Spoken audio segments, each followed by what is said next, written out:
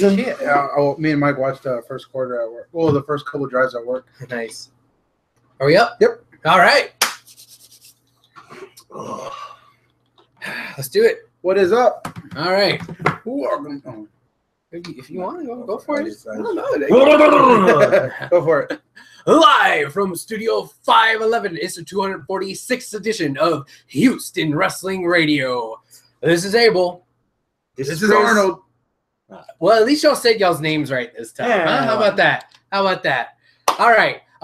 Ladies and gentlemen, thank you so much for tuning in. If you are watching us live on the YouTube, we very much appreciate it. Log into your YouTube or Google account, and you could, live chat with us while we're doing the show. I got you pulled up here right on the smartphone. So whenever that's on, you could ask us questions or just talk various amounts of smack. Fact check us. Do whatever. If you say it here, I'll see it, and I'll try to involve you into the show. Now, if you are not watching us live and you're watching us on the replay, hey, that's okay. You could still interact with us on our Facebook page, facebook.com/Houston Wrestling Radio, or on our Twitter @HWrestling Radio. And next time, tune in Wednesday night, 8 o'clock Central. That's when we air this bad boy live. So, all right. Up and running. Where are we starting off today? Oh, fellas? shit, Biscuit. You know what? I'm going to kick this pig. My match of the week pick. Oh, already. Oh, man. Blowing your Man. mind. My match of the week pick. This was the coolest MMA match I've ever seen produced by UFC. I mean, wait a minute.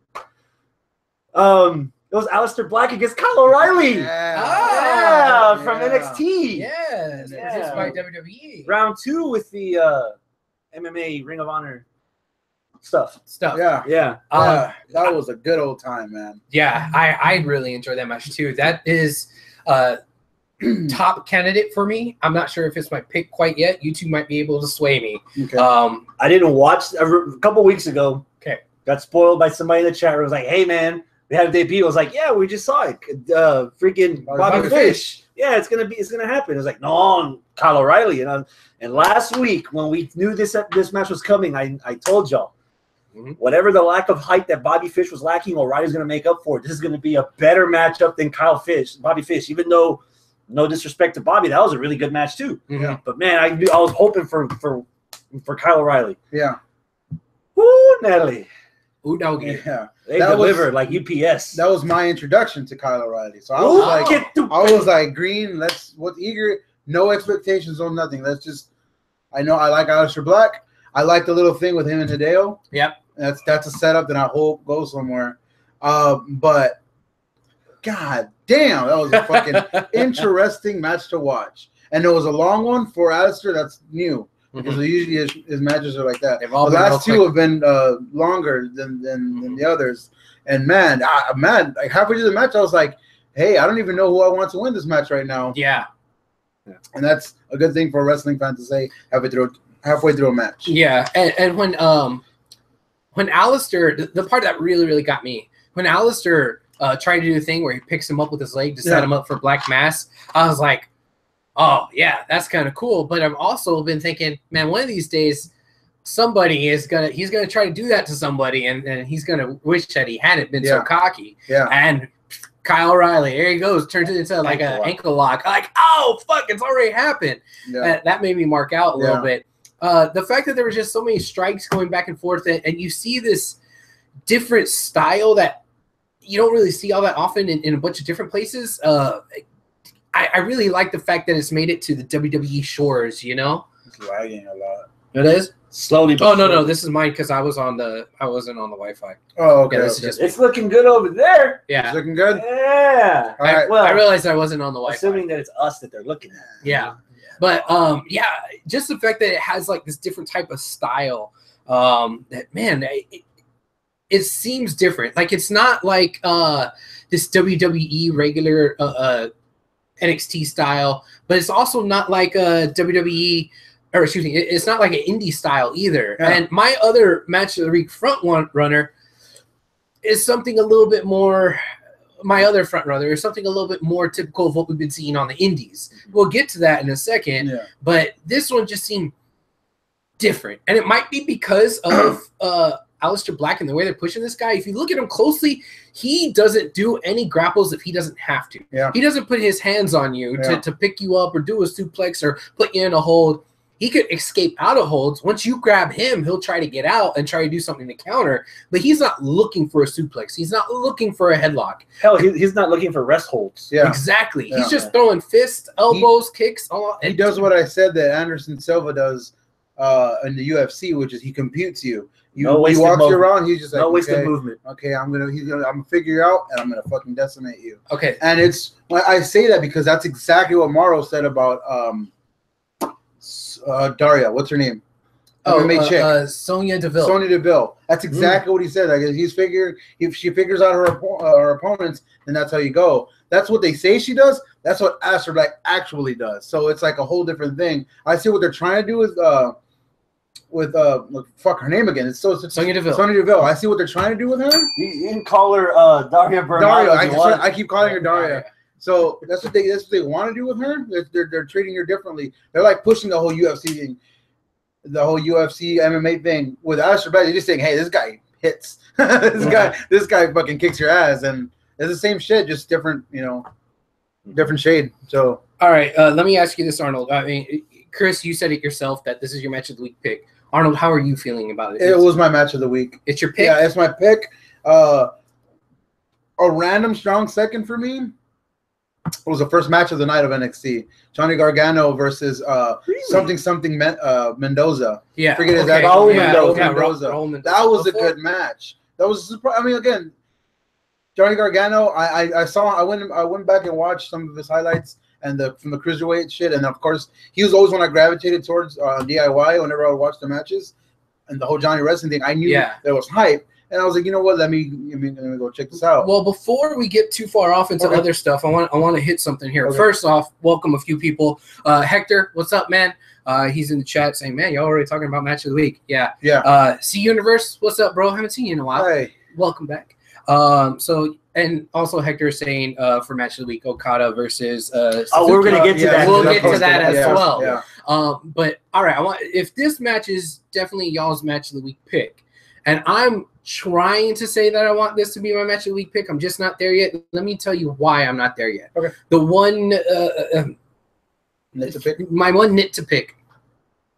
I don't know why this match happened, and I don't know why it's gonna, or if it will happen again. There was absolutely no story to it. The story was actually Hideo being out there and Black picking a fight with Hideo. Yeah. Oh, okay, cool. And then after the match, to close out NXT, Hideo's in the parking lot all pissed off, and apparently he's gonna start feuding with Aleister Black. So, all right, that's the story going into and coming out of this match. The match itself. Why? I think it's going back to 2 years ago NXT, where it's like you don't need reasons for matches. You just this is to show what we got and what we're cooking with. True. And I think that's kind of like they're not so much treating it as enhancement talent, but yes, but it is enhancement talent to a certain extent.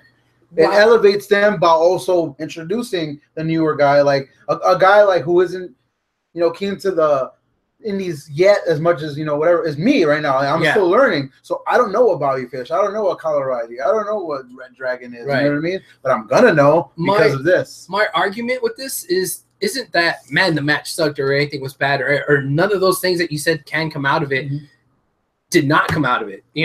But I think it could have been more advanced if you had put story into this. If you had, hey man, these guys are gonna fight at Takeover. Hey, this guy just debuted. Kyle O'Reilly debuted and he beat some jobber. Aleister Black's been beating people. Oh man, they're gonna have this huge matchup at NXT, and you know what? Whoever wins this, man, they're gonna be the next #1 contender. Holy fuck! Then once the match happens, we get the exact same match, point by point, the exact same goddamn match.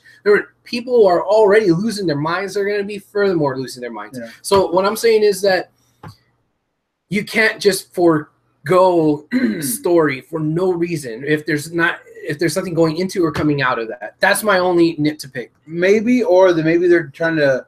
I mean, this is kind of a Mark thing to say. You know how New Japan gets their shit. They don't need storylines. They're just sport. The king of sport. Yeah. They wrestle as a sport. Like whoever you're gonna play, that's who you're gonna play. Whoever you're gonna fight, that's who you're gonna fight. You show up to work. Hey, you're fighting him. Okay, cool. Let's put on a show. But that's not to say that New Japan doesn't have storyline. They have storyline.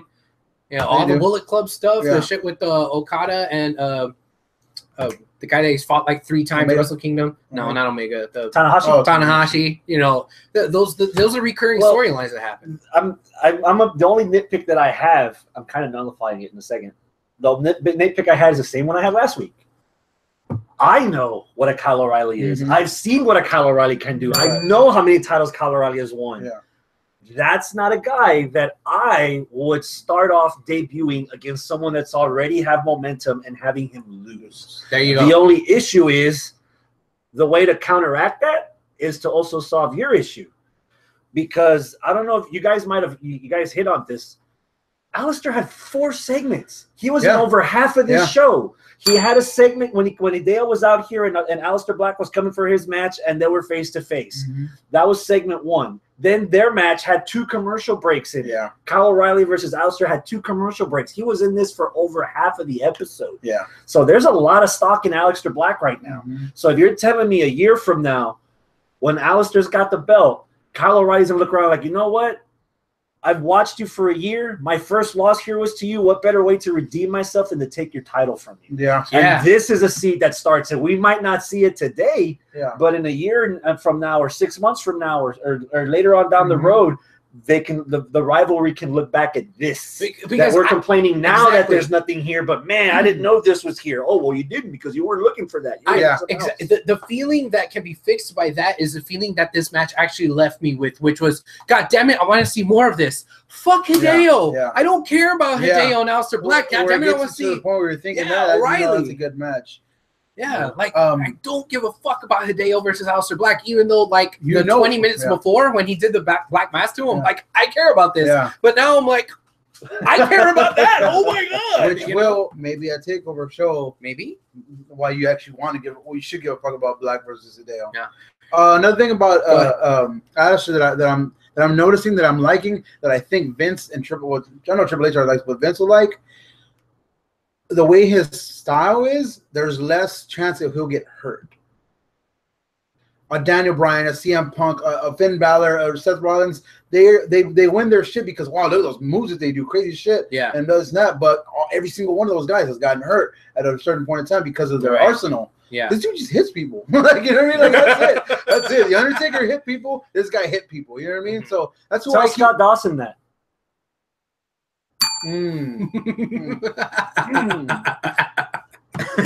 All right.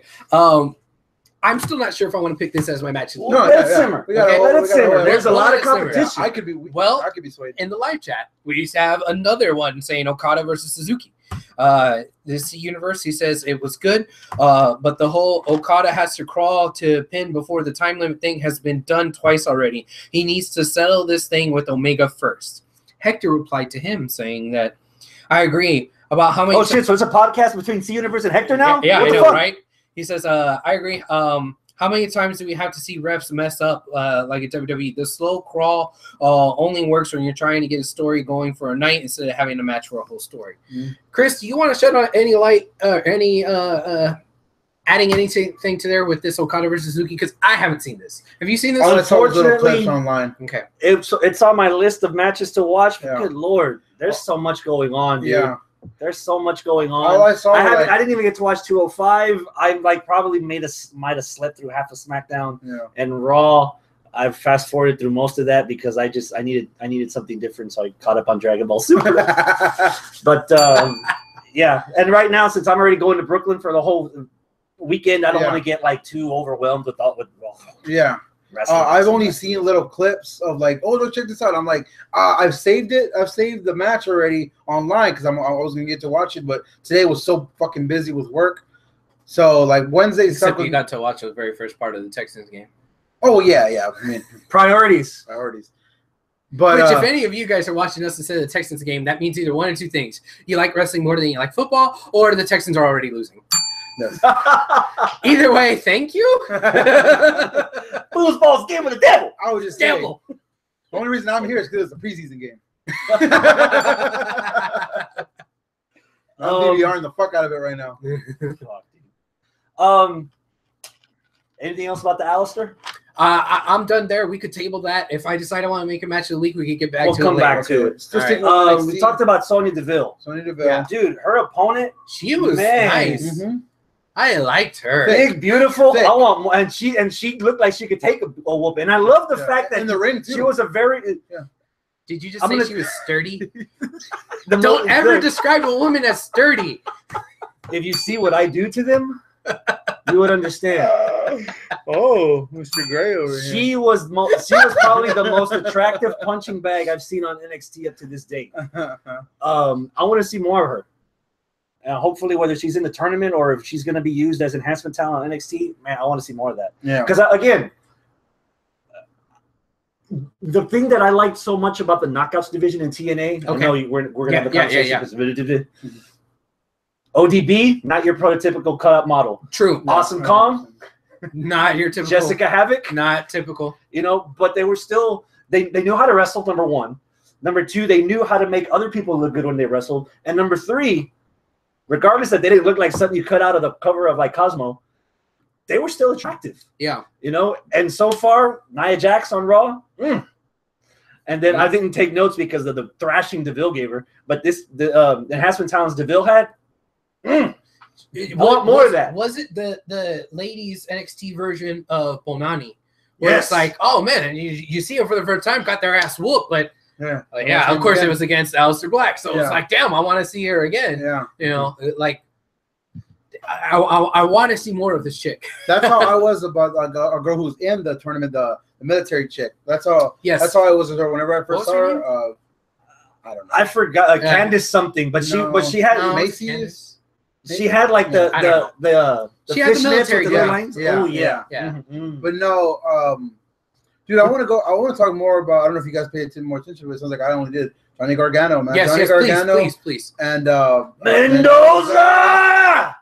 Oh man, it was such an entertaining match with me. Macy Estrella, I think is her name. Was it? I don't know, something like that. Thanks to Universe.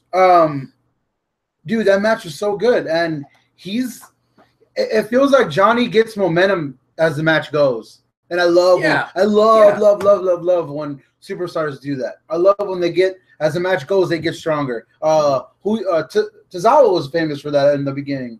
Now he kind of falling a different way, But Johnny Gargano's that way. Dude, that slingboard spear that he did or whatever, when he just slingshot spear that he did was fucking awesome. And I love his finishing move, that what he calls it, the Gargano something. It was good. It was good. But Mendoza, I don't know who he was in Mexico, but he was like, I think he was like a luchador in Mexico too. Yeah. Bowed out in the first round of the Cruiserweight Classic. Yeah. But he looked good. Yeah, he looked good last week, man. It was a good match. I remember he was the only one that had braces. It was a good intro. Like, don't hit me too hard, man. I want to whip these things. Yeah, it was a good introduction post DIY to Gargano. Oh, well, that was awesome when he came out to DIY's music. Yeah, and he's like, hold on a minute, play. And they came with his song. Sounded like cool. Salesman and stuff like that. It was pretty good. Yeah, I liked it. I liked the presentation of him and the promise of Gargano. Yeah, I was happy with Gargano's outing. I was happy with the story still coming out of that. Where was it Percy that said he hasn't even mentioned? Yeah, he doesn't need to mention it by name. He's already over him. But Nigel was like, Nigel, he's not countered it. Yeah, I like that they're working that angle still, because there's still that story. That's a Ciampa is gonna come back. And the glorious part about NXT, no pun intended, is that whenever you're hurt, it kind of affects you, but not really, because you already only come out like once, twice a month anyway. So like they film this shit, like he could already be back. You know what I mean? He could already be back now. Yeah, and filming for October's tapings and shit like that. So it's fine. Yeah, they'll be fine. All right, Chris, anything else from NXT? No, that's it in a nutshell. Okay. We got 2 more weeks before TakeOver. Is there any match already so far that you're looking for? AOP promo where Paul Ellering did all the talking. Yeah. But with his eyes wide open, like it was kind of now talk. Kind of almost. You sound like the beaver from Fantastic Fox when you do that. It kind of reminded me of being a kid and watching him talk for the Legion of Doom.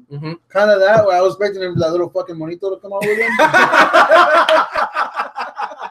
What the fuck is his name? I don't even remember. Little doll. Yeah, that Well, guy. oh god, I totally forgot about that goddamn ventriloquist dummy. Fucking hell! Yeah. Why did he have Rocco? that? Was it Rocco? Was it I think it was Rocco? Rocco. Why the fuck did he have I don't that? know, but they sold it too. Oh, Like they fucking literally hell. sold them. God damn it! But yeah, that was good. He's a damn good mouthpiece. Yeah, And he's a good talker too. He builds dams on his off time. Ember Moon. That's Oh, sick, I want to that's complain sick- about that. Sick eclipse off the top rope. Yes. What's my complaint about Ember Moon always? What is an Ember Moon? Well, more specifically, She's from Dallas. Dallas sucks. yes, partially, but more specifically, that She's black. She's better No. racist. no. That she doesn't play her character. Oh, Wow. She comes out in a tap out shirt. Yeah, she came out in a t-shirt and jeans. Yeah. You know, you would never see the Undertaker come out in t-shirt and jeans when it was when it was back in like Ministry days or even before then.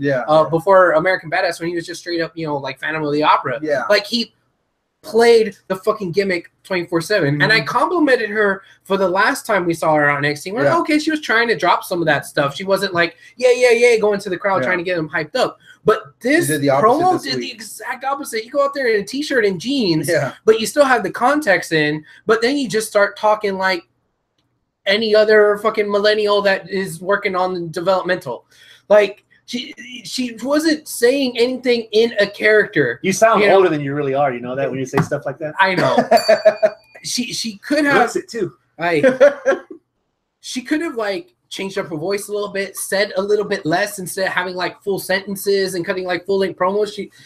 Don't smirk. You're the contender, not the champion. Half of that falls on her. Half of that falls on booking and True. writing. I agree 100%. Whoever was coaching her in the back, telling her what to do, and they sign off on these things. Exactly. So whoever it is that's calling the shots for her, and whoever's not coaching her to play the fucking Mortal Kombat character that she's supposed to be an Ember Moon and not whatever her name is, then that's where they're fucking up and they're dropping the ball on this, because I want to see her succeed.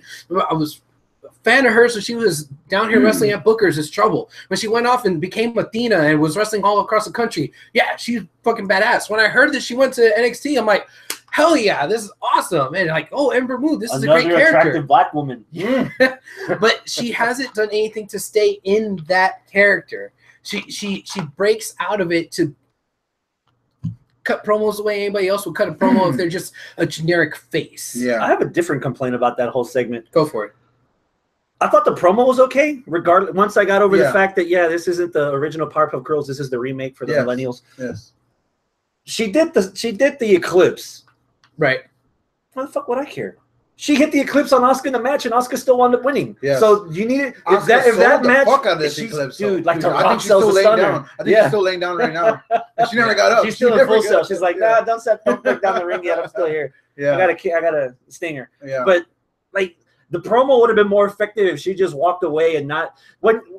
It feels like when a face has to do that to a heel, it proves the heel right that the face is scared of her by having to leave that impression on her. If she would have just walked away after a decent promo that she cut, that would have been like, Asuka would have been like, wait, she doesn't want to hit me? She's walking away from me? Yeah. Esta pendeja, you know? Another thing too, more specifically, where she was saying that you don't think I'm ready. I think I'm ready. You know I'm ready. These people know I'm ready. The way she was saying, again, going back to just how she says it. Oh, you think I'm ready, or you know I'm ready. I know I'm ready. Like if she just cut like half of that shit and just said, you don't think I'm ready. I know I'm ready. And just like was fucking intimidating about it. That's it. Yeah. Don't pander. Don't look away. Don't smirk. Don't whatever. Like they could have cut out like half of that fucking promo. It also falls on editing because I was like taped an April and shit. So. It's fine. Yeah. Is that it for NXT? I think that's officially. Cena versus Askin. I don't think she ever hit it during their match before. The Eclipse. Really? She did, but the ref, she like rolled or something. Oh, she rolled out. She did hit it, but she rolled out of the ring. So I mean, she's taking dead set it, but. Okay. How about Lucha Underground? Yes. My other maybe match of the week pick. Comes from Lucha Underground. Which, you know what? Let me take a shot at the dark. Okay. It is not Phoenix against Pindar. No. Okay, good. Anything about that match? Phoenix and Melissa are looking kind of cute. Yeah, maybe. I mean, that's storyline that's continuing. It's Okay, getting cool. there. Yeah, all right. Hit me with it. Well, it's not. I'll tell you what the other one is not. It's not Dragon Azteca versus Johnny Mundo. Decent match. It was good. It was really good. I really liked it. But no, it's Prince Puma versus Dante Fox. Oh my fuck nuts. What is it, Dante Fox? Dante Fox is a newer character that came at the end of last season. He's a partner of Killshot's from the army, a deserted soldier that apparently Killshot left behind. So that's his onus for being a heel. But dude, they've already had like a Modern Warfare type match, and that shit was off the hook, dude. Okay, just wait till you get into season 3, man. Yeah. Dante AR, that's the guy. Now the match itself was fucking bananas, and I said this about the Aleister Black match, where this was different than everything else that we've seen. But there was another match, meaning this match, that is a lot of what we've already seen from different indies and stuff, but like better. If you go and you say, hey, show me a match of 2015 through 17 indie style, I would point to this match for you, because it was obvious that AR Fox and King Ricochet have had matches before, even though this is their first time ever meeting in Lucha Underground as Prince Puma and Dante Fox. You could tell that these two had chemistry. They've had matches before. This was probably part 15 of the match that they've probably done many times on the indies already. But it was fucking polished and solid. But it wasn't like this thing where it was like a mock UFC fight that we saw on NXT, where it was just strike. It was like a PWG match. Yeah, it was exactly PWG, Russell Circus. Think something like that. Ring of Honor, where they're just near fall, counter, hold, flippy, hold, submission, flippy into submission, flippy into counter, counter. Yeah, near fall, 2. Like, oh fuck, and it got me excited. Because as I was sitting there watching it, I was like, oh, that's got to be the end of the match. Oh, fuck, it's not. My favorite part was the character development. Because this is the first time I noticed since Prince Puma's flirt in the dark side with Vampiro that he was hitting the mat and complaining and getting mad at the ref at these 2 counts. Prince Puma, the babyface that sells everything to kids, he brushes that off and starts and keeps pummeling, keeps going, doesn't quit. This Prince Puma's like, I thought that was enough, man. Come on, Zebra. Vámonos. I got Vampiro was putting that over himself too. He was saying that, hey, don't ask me why I know this, but I could tell he's changed. He's changed his attitude. He's wearing all dark clothing. His mask is black with the the orange.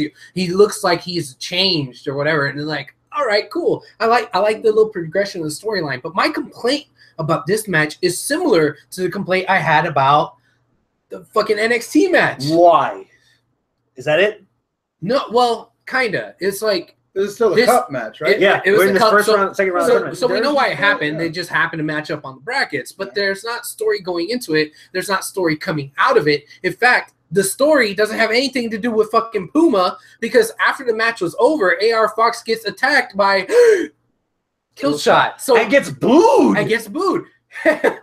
But while that's an interesting story, and I want to see more of that, I don't give a fuck about it the same way I don't give a fuck about Hideo versus Aleister Black, because, oh my God, what just happened with Puma and Fox? I want to see more of that. I don't care about this, even though this is the storyline that they built, because you put on a match that stole all the fucking fire from it, because the match was so goddamn good that I want to see more of that and not more of this. So who won? Puma advances. How did he win? He hit his splash. Yeah, he did his 630. 630. After attempting it earlier and didn't get a chance to, and then AR pulled off a 450. I called him AR. Dante Fox. But yeah, dude, it was really good. It was really good. Nice. So I'm kind of torn, because my complaint is the same for both matches. Both matches were really fucking good for no reason. You're not going to have any storylines coming out of it that pertain to the 2 participants. There's storyline coming out of it, but for half of the participants, So it's like, fuck, man. They're almost carbon copies, with the exception of the fact that with this match, Fox versus Puma. I've seen it before. I probably can see it again in PWG, Wrestle Circus, Ring of Honor, whatever. If you get out of that house. That match on NXT, I haven't really seen that before. So you know what? I might give the nod to the NXT match. Okay. 4/4 of the way through, we'll see. I think I may have convinced myself. I'm leaning more towards the NXT match. Okay, we'll save it for the end. Well, people that watch this show kind of sort of know what's happening next. This is all of our match of the week pick. Oh. What we got? All right, so that means put them in the middle, boys. If we all get a thumbs up, it's on our match of the year list. If either one of us give it a thumbs down, it ain't on there. 1, 2, 3. Oh, you're outvoted there, Chris. It's good, man, but there's so much better. As far as television, that's probably the best. So far, it's the best NXT match so far this year. Yeah, it's definitely up there in the upper best echelon. Alistair for sure. Yeah, and it's different. Mm-hmm. Like even if you like list off all the matches of the year candidates we have so far, yeah, you can see everything's apples. And there's what the fuck's that orange thing doing over there? Looks tasty. Yeah, yeah. If we see it again and there's more to that match, you're probably sold. I might be sold. But yeah, dude, that's like in that fucking upper tier, but not in quite the elite tier that we have. I see what you did there. So I want to complain about the main event. Go for it, sir. Because it felt like I was hearing captions for a different story. Because I was getting a decent story in the ring between Johnny Mundo and Dragon Azteca. But all the announcers kept focusing on was little Dominic's all grown up and he's taller than his daddy. And look, his wife, that MILF's still looking pretty good. And hey, you know what, Johnny Mundo did. Like, what the fuck, man?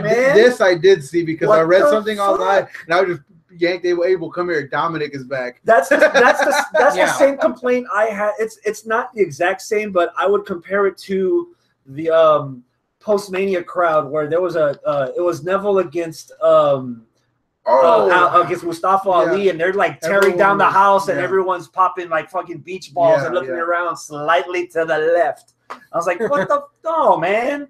What I need is the background has to match what I'm looking at in the center.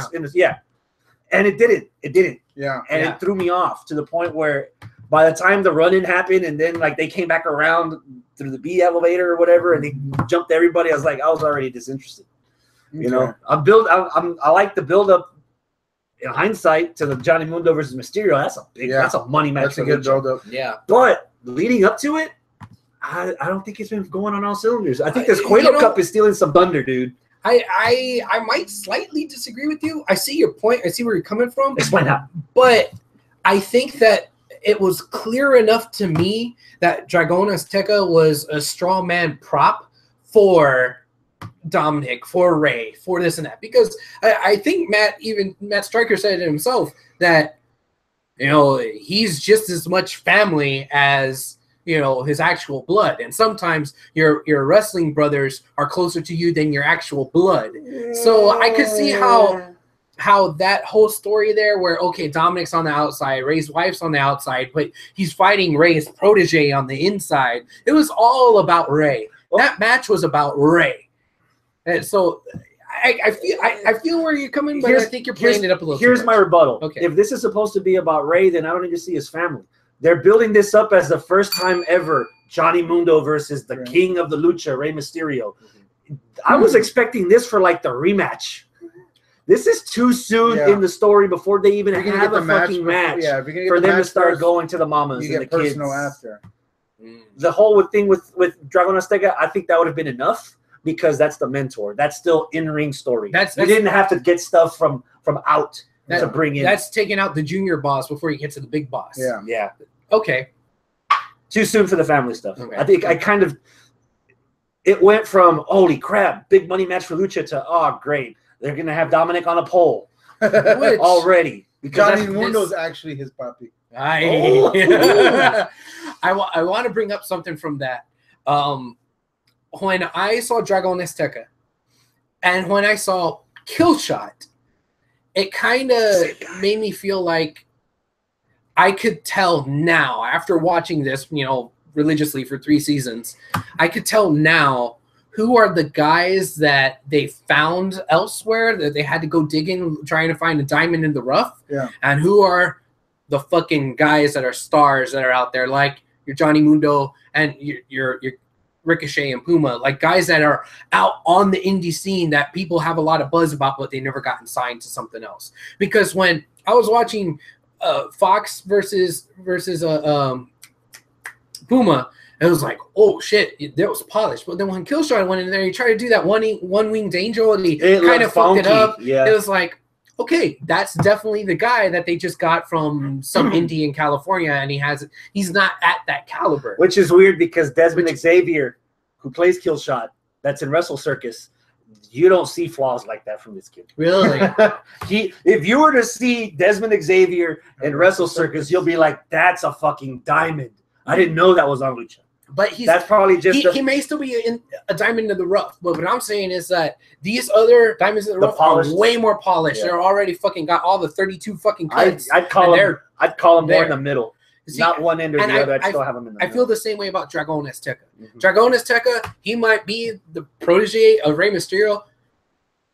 He's not fucking Rey Mysterio. Oh, hell no. He's tall. Even though Rey Mysterio is like 67 years old now, you know, Rey Mysterio still's got a lot on this Six guy. knees, Rey Mysterio. Yeah. He's 67 years old, but his knees are like 23 years old because they've been replaced. Yeah. You know, like I still got this tag on him.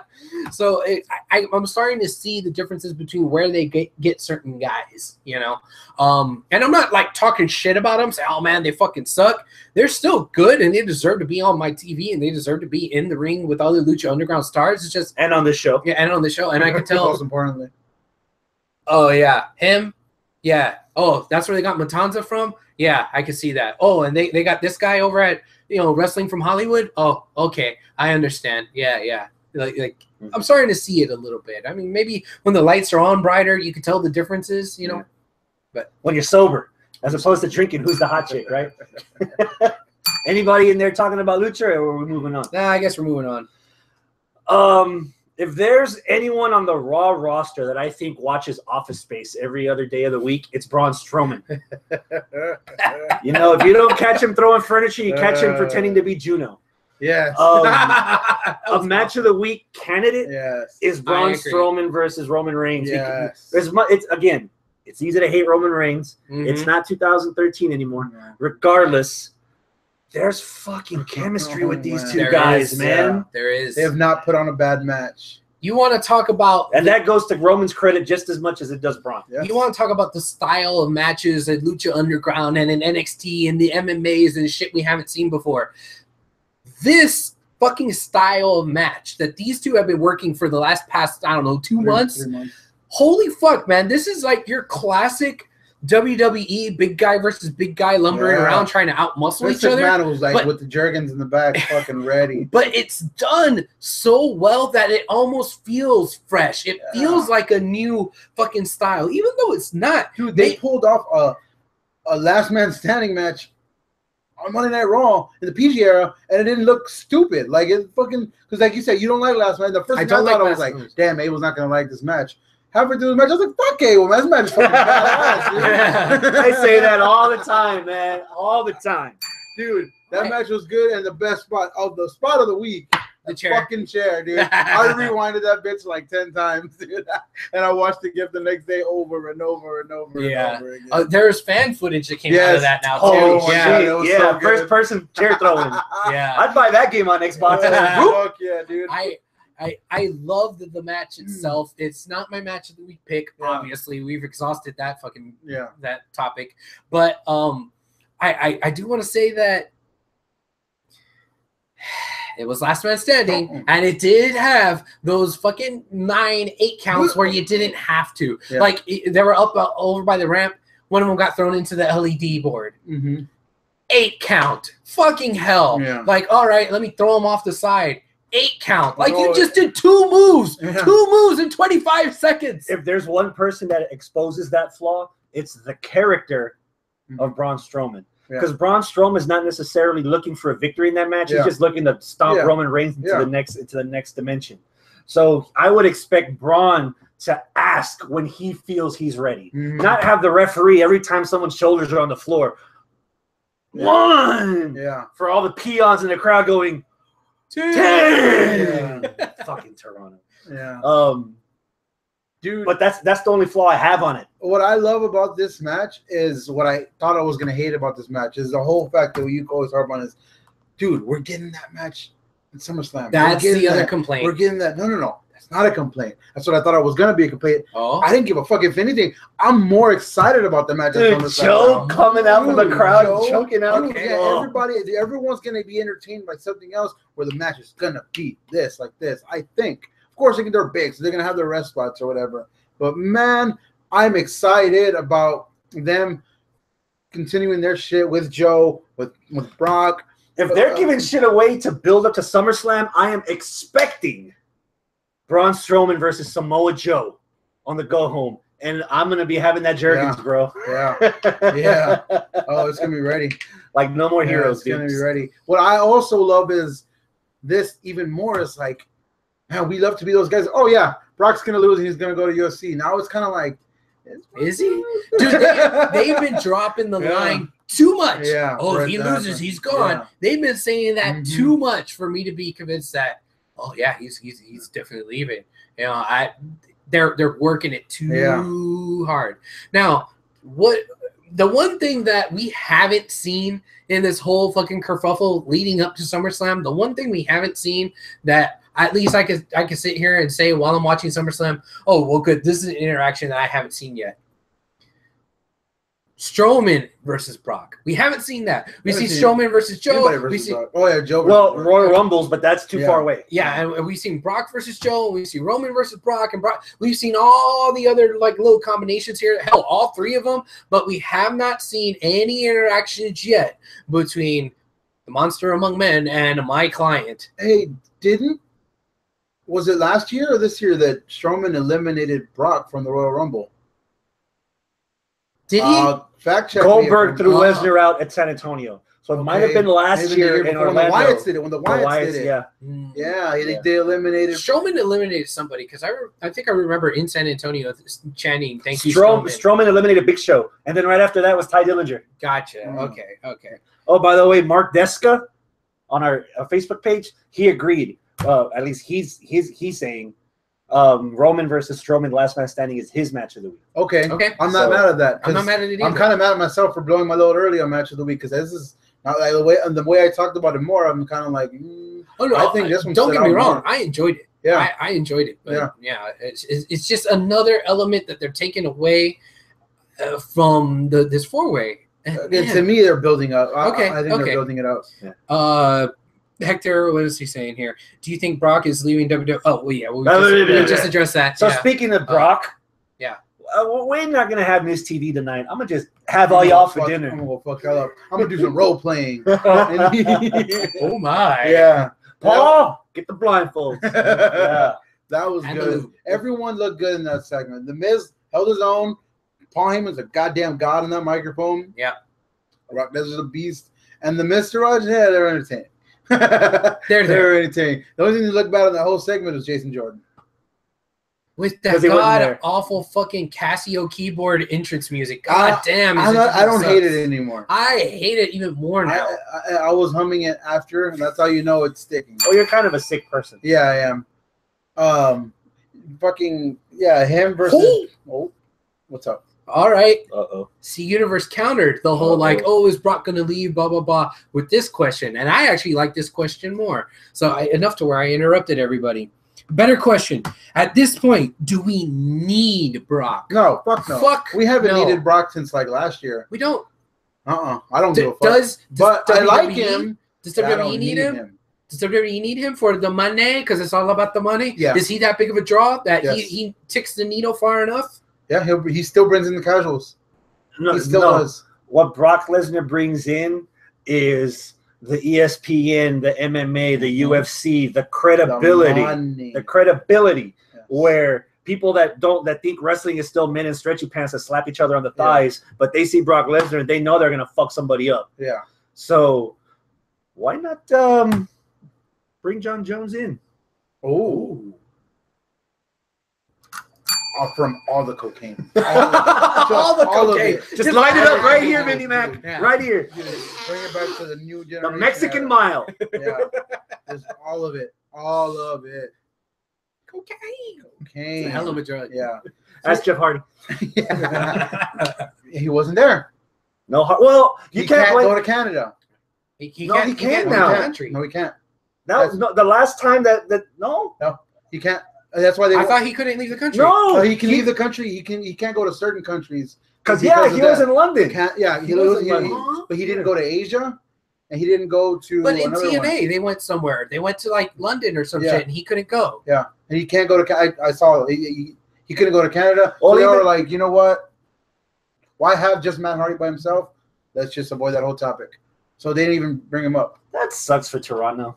Yeah, They couldn't chant the league. Yeah. Well, it sucks for the Hardys in general I'm not- because they're. I'm I not was talking hoping- to Toronto right now. I was because of how they hoping. treated I was Bayley. hoping to fuck that. I was hoping to see the Hardys against the Revival, but now with Dawson injured, yeah, he's out. what are you gonna do? What do you do with the Hardys now that Revival are out?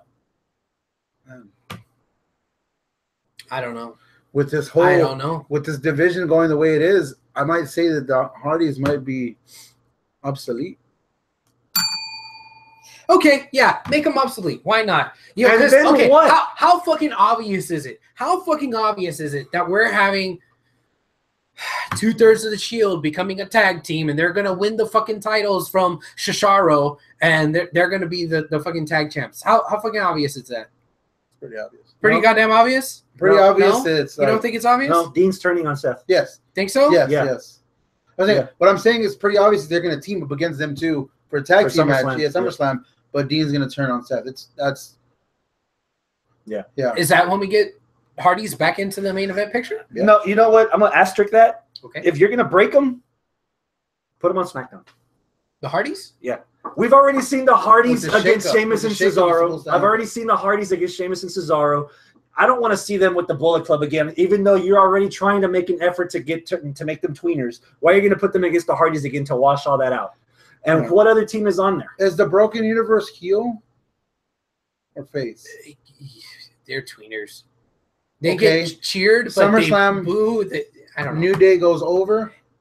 SmackDown after SummerSlam is when this supposed shakeup part 2 is going to happen. Shake it up. You know, I was kind of against the whole idea of them having another shakeup so soon. But, dude, with the way the tag Yeah. division is on Raw, Yes. I might be okay with it being a little shakeup. Yeah. Not a big shakeup. Yeah. Just a Yeah. little. Just the exact Here's what- amount of this. Here's what you do. It's going to hurt. You send the Hardys to SmackDown, and you actually put Breezango in the ring. Okay. They've already been sold as entertaining. Yes. Now you got to book them to back it up. Okay. Okay. Have them solve the case, or maybe the case moves them to Raw, and the whole thing continues. Because they're It goes from HBO to Netflix. They're in the wrong jurisdiction. Yeah. They Okay. can keep going, dude. So back to me being pissed off at Toronto. Toronto is just saying what everyone is thinking.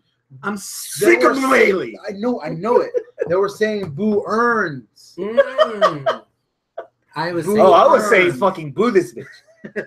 Yeah, but the context of it is like, hey man, I separated my shoulder. Boo! Injuries suck. Like, you stupid ass, you got hurt. Like, oh wow, like, you fucking boo this person who's legitimately hurt. Yeah, that you was good, bitch. What? You deserve it. What? Yeah, fucking 4 horsewomen only would have wrestled with that shit. which Oh, means Lord. in this year alone, Nia Jax has fucking almost killed Charlotte Flair, damn near broken Bayley's shoulder, and almost took Dana Brooke's head off during their match this week. Yeah. To Nia's defense, wouldn't Dana look more attractive with her head off? Yes. But no, dude, they fucking booed God damn Bayley. God damn it. I get the frustration with the booking because all this it's either gonna be Bliss versus Sasha at SummerSlam or a triple threat match with Nia Jax. And I mean, so it's too many multi people Yeah, already. dude, One main eventing your pay per view is enough if that's going to main event it. Fucking thing that would have been badass and it almost happened would have been Emma That whole the payoff to Emma, give Emma a chance. Because, boy, she fucking brought it in the ring. That match, she was a star. Hector agrees with you. He says, I wish Emma would have won instead of Sasha. Yes. Is it weird that I'm over Sasha Banks? Not weird at all, because I love Sasha Banks, and I'm not over her. I'm just kind of like, I want to play with something else right now. I want to put her on the side, throw her on SmackDown, do something else with her where I'm not bored of her. But I'm just kind of like, you see a new transformer that your friend doesn't know how to play with, and you know, and you figured it out, but you don't got your hands on it. I just want to play with it. I just want to play with it, but I don't want you to play with it. This was mine, but over here. Yeah. But while we're here on Raw, I want to play with Emma. I could play with her on SmackDown, whatever. He sounds like a kid that you wouldn't have wanted to play with when you were little. No, my steal his toys. My brothers were 7 and 10 years older than me, so I was basically an only kid again. I don't share. Oh, okay. And you got their hand-me-downs. Yes, I got 7-year-old hand-me-downs. Wow. So yeah, I don't share, and I'm used to the bullshit. So no, dude, that triple threat match was a candidate for match of the week because it was entertaining for what I thought it was gonna be, because it's Alicia Fox, fucking Sasha Banks, and Emma. I did Fox not care. was bringing it too, man. I didn't care for Fox to be in the match a lot. But in the middle of that match, it's like, hey, what the fuck? Yeah, she's looking good. Yeah, exactly. Yeah. There's no. Okay. I want to say there's no weak link on Raw, but it's Dana. Dana's the weak link. But she's also improving. She's improving, but not really. She botched a couple of things in the ring. Oh, yeah. But we saw her thong, so that was cool. Who needs more work, Dana or Lana? Lana. Dana. Whoa! I think Dana needs more Have work you than seen Lana. a Lana match? Boy, half of Toronto knows the fucking all of them. Have you seen a Dana match? All of Charlotte's ass freckles look like because of Lana. We'll get to that. No, dude. Yeah, Dana's. And did you see the after Raw segment where the you want to say Prestige Titus Worldwide? They had a press conference after Raw. No, I didn't. Yeah, it's the only one who was there was fucking Matt Rome. Oh. And who has some questions. Then Dana comes in, interrupts them, and says, "Hey, I want to be part of Prestige Worldwide." And they're just like, "Nah." Like, how do you say whatever bye in Japanese? And he goes, "Bye." Even Apollo was being a dick to her. Aww. Yeah. So which again, I mean, is Titus Worldwide a heel or a face? I don't know, but I'm loving it. They're entertaining. Yeah. They're entertaining. Yeah, no, but I guess the girls things, it's going to be next week, Sasha versus Nia for like the 17th time against whatever them two. Whoever wins goes against Alexa. If it's Sasha versus Alexa, that's my bathroom break. You're given a 2-hour pre-show and at least a 4-hour pay-per-view. And it's an hour ahead. So the pay-per-view is not going to end for me till at least 11. Yeah. Oh, wow. Yeah. So, yeah, I'm going to get liquored up there. Dude, I don't think there's any way that's not going to be Sasha. Yeah. You can't have a heel turn, or excuse me, a face turn for Nia. Or Alexa. Or for Alexa. Well, especially since Alexa's not going to be involved in the actual match itself. In the match between Nia and Sasha, Nia can't turn face in a match against Sasha. No. And that's going to be way too hard to do some sort of weird double turn. So no, that's not. So you're thinking triple threat? Yeah, no, it's not going to be triple threat. Sasha's just going to win outright, and it's going to be the heel Alexa versus the babyface Sasha, and that's it. I'm thinking paint by numbers. I'm thinking it's going to be triple threat. Some stupid wacky shit goes down, double pin. This is the WWE. The reason why we had that triple threat at WrestleMania is because of that weird. It's possible, but dude, we've seen way too many multi-people matches between Raw's women division and SmackDown's. But what does the WWE do best? Whenever you say you've seen too many things, they give it to you again. That sounds like something Kevin Dunn would say. Exactly. So, do you believe in miracles? In the heat of Enzo Amore backstage? If you didn't believe if you didn't believe it before Monday, how could you possibly not believe it after Monday? He got his ass whooped. And also, Big Cass's heat backstage might have, I don't know, this is my theory that it might have showed because Big Show put a little extra cheese on that taco, on that fucking punch. That boy, I was like, ow. Put some more Cholula on Yeah, it. yeah. I was like, I had to tell myself, hey, you know this is fake, right? Yeah, I know this is fake. Right? Dude, you knocked the shit out of him, dude. He fucking cold cocked him. So he goes to bed to Carmella. I don't think he's gonna be hurt for long. Yeah. Dude, Enzo in a shark cage. Come on. And I like how Cass said, "Oh, what are you gonna do? Put him in a shark cage?" And Okay, yeah, sure. yeah, Yeah, that's a good idea. yeah. Like that was the worst like setup to a shark cage match ever. Yeah. Like It's ever. like, hey, you remember that thing we bought a couple of months ago? We should get another couple of uses out of it, shouldn't we? Get our Okay. money's worth. Yeah, get our money's worth. I hope that's pre-show. God, that should be pre-show. It has to be pre-show. With that much setup, it's not going to be pre-show, though. No. Because it's like, oh, they got to get him in the fucking thing. See how many put times thing they say up the there word and- structure? Oh, the structure. Structure. That menacing structure. What else we got? Are you buying into Finn versus Bray? Maybe. I mean, kind of. Okay, it's the same problem that I've had with a lot of Bray feuds. Yeah, Bray versus anybody. What is this feud about? Bray is speaking Brayanese to you, and that's it. Like you're supposed to be pissed off because he told you something that doesn't make sense. Okay, like It's like, hey, your mom's got 3 feet. what? No Guess shit. I'm gonna have to fight you. I'm gonna wrestle you. Yeah, Guess I'm gonna fight you because I'm not sure if you're insulting me. Like, okay, so we just need Bray Wyatt for dummies. Yeah. Like, that'll solve that character pretty quick. Yeah, and We should put Bray Wyatt on SmackDown and give him the World Heavyweight Championship. I think the difference with this one, I think the difference with this one is the tease, the possibility that You know it's coming. that you're gonna have maybe the Demon come out with Finn, but even then, I'm like, That's man, gonna I'm be not sure. forced. Dude. Yeah, Is it gonna be forced? It's gonna be forced. too much? Yeah, and they waited.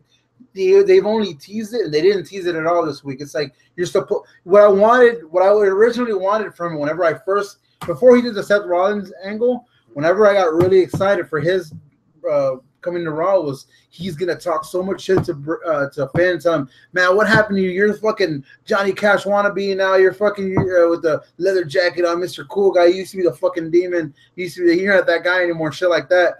And I wanted him to slowly bring it out of Finn, and not that hasn't happened. The biggest flaw was Great Balls. The whole thing between Finn and Samson. It's nice to bring out Samson, but you could have done that with somebody else. You could have done that with a mid-card talent to get so both of them could get an even rub. Yeah, Finn's your first Universal Champion. yeah.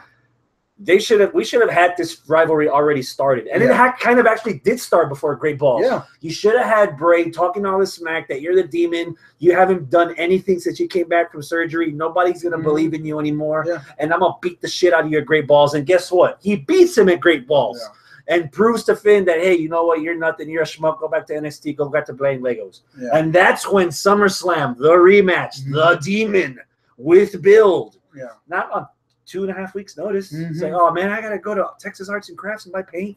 Yeah. You know how expensive that shit is in the summer? You know? And wait, isn't fog technically pyro? So how are they gonna pull that one off? Oh yeah, they got rid of the pyro. Well, I don't know. no, the fog. They had fog for Finn on over here on Raw. They did. They did. Yeah. Okay. All you need is just some Or maybe dry it was ice just a and bunch of fan. people smoking weed down there under the stage and just billow it out. Maybe. All you need is Hey, Snoop Dogg and a fan. whenever the Raw came, had they already cut out pyro in Houston, or did y'all get pyro? Yes. No. Did y'all get pyro or no? We didn't get any pyro. You sure? No, we didn't, because I remember turning to Randy and go, okay, hold your ears when the Raw theme started, because usually the pyro goes off and she has to hold her ears. And I told her, and then no pyro. Okay. Yeah. Okay. Oh yeah, I forgot. I didn't go to that. Yeah. Dang it. That's it for Raw. Unless there's anything else you think we need to talk about. If you can't remember, then we don't need to try thinking. Maybe. I want to go out on a limb for all the trash that you wanted to talk about the Toronto crowd on Monday. Tuesday, Yes. they showed their medal. Yeah, they did. It was good. It was very good. Okay. Mm-hmm. Let's start with the Dumpster fire. oh, shit. The crowd fed Cena a line, and he ran with it. And it wasn't stupid. It wasn't suffering succotash. It wasn't forced. Justin Bieber. It wasn't Even none if of it that sucked, you could blame it on the fans. Which Yes. the wrestlers should do more offense. So the fans can shut the fuck up. shit. Yes. to get them to stop doing shit like that. That's why I know it's bullying, be a star. But when CM Punk fat shamed that fuck in the front row, you know how many people shut the fuck up after he said that? Yeah. It's like when a comedian heckles a heckler and the heckler's like, "Oh man, please throw me out. I don't want to get this attention." Yeah. Dude, that segment was tight. I don't give a fuck about Baron Corbin. I've tried to, and I think I've officially given up until he surprises me, whatever, with the Money in the Bank cash in. I think Cena's gonna try to elevate it. I think that's probably why they put him. Like, hey man, this guy's really. But him calling him a skinny fat. It all stems also from him and Finn Balor were talking shit to each other on Twitter this week, and he said the same thing. Like, hey, you know, why don't you hide this or hide your fat like under your shirt like you do? Yeah. So it's like, dude, they're fucking with him nasty. Thumbs up or thumbs down on a new theme song for Baron Corbin?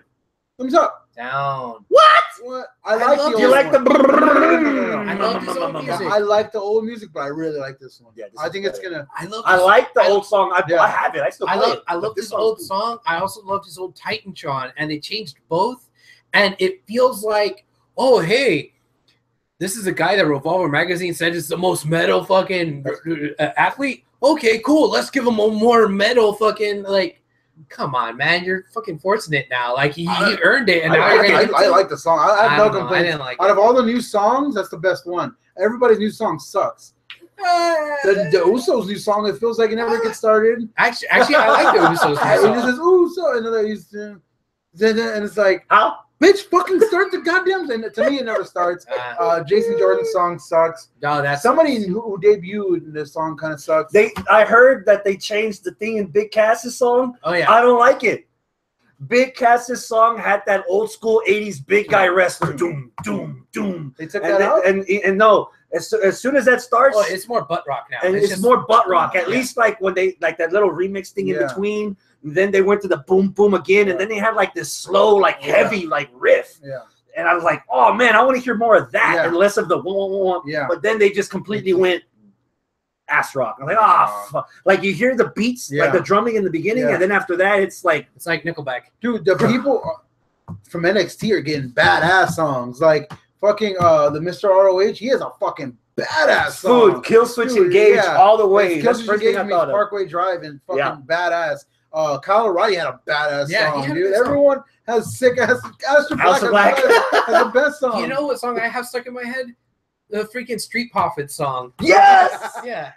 They're from the promos. Is it the same one from the promo? Yeah. They debut on tonight's episode. I caught it a little bit before you showed up. But everybody on the main roster, they're switching their songs or they're moving. They're tweaking a lot of things. Yeah. I don't like it. Seth Rollins got a little.